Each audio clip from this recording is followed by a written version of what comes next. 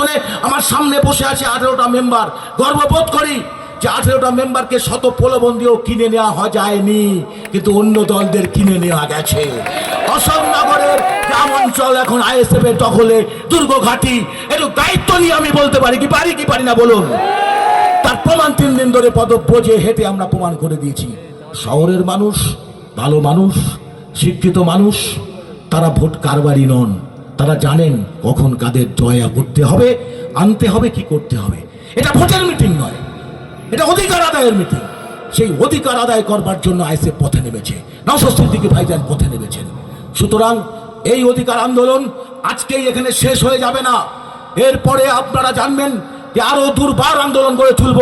সারা পশ্চিমবঙ্গ ব্যাপী Indian secular front এখনো পর্যন্ত 294টা কেন্দ্রের মধ্যে 181টা কেন্দ্রে তাঁত বসিয়ে দিয়েছে, সংগঠন তৈরি করে ফেলেছে। সর্বত্র অধিকার যাত্রা হবে।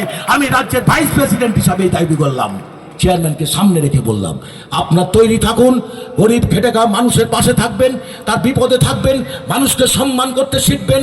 ধর্মের জিগির যারা তুলবে তাদেরকে হাত জোড়ে করে বলবেন, আমি ভারতীয়, আমি বাঙালি, আমার রক্তের রং লাল, আপনার রক্তের রং লাল। আপনিও বাংলা ভাষায় কথা বলেন, তামান্নাও বাংলা ভাষায় কথা বলতো, অভয়া তিলোত্তমাও বাংলা ভাষায় কথা বলতো, কিন্তু সেই বাংলা মেয়ে দুটোকে হত্যা করলেন কেন? তারা বাঙালি নয়, এখন বাংলা ভাষার পিরিত দেখাচ্ছেন। সেই বাঙালি হত্যাকারীদের বিচার হোক। একটা ধর্ষক, একটা দুর্নীতিগ্রস্ত সরকার। আপনারা বলেছি পঞ্চায়েত নির্বাচনে কিভাবে কেড়ে নিয়েছে তারা, দেখেছেন আপনারা। এদের লজ্জা করে না? দোকান কাটা, একেবারে সরকারটা দোকান কাটা। এদেরকে ছুঁড়ে ফেলে দিতে হবে 26 সালে। সেই ছুঁড়ে ফেলার জন্য আমরা মনে করি যা বিজেপি তাই তৃণমূল, ওটা হচ্ছে বিজেমূল।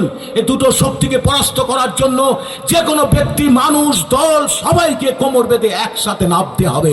আগামী দিনে ওই ক্ষমতা থেকে টেনে নামিয়ে দিতে হবে, নবান্ন থেকে 14 তলা থেকে নামিয়ে দিতে হবে, তবে আপনার নিস্তার হবে।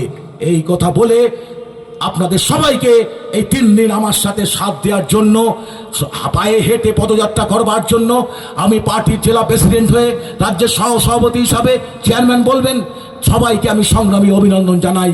আগামী দিনে আইএসএফকে শক্তিশালী করার জন্য আপনারা যেরমভাবে আমার সাথ চাইবেন, চেয়ারম্যানের সাথ চাইবেন, সেই সাথ আপনারা পাবেন।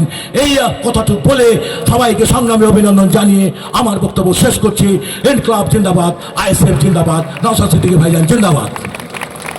এবার বলবেন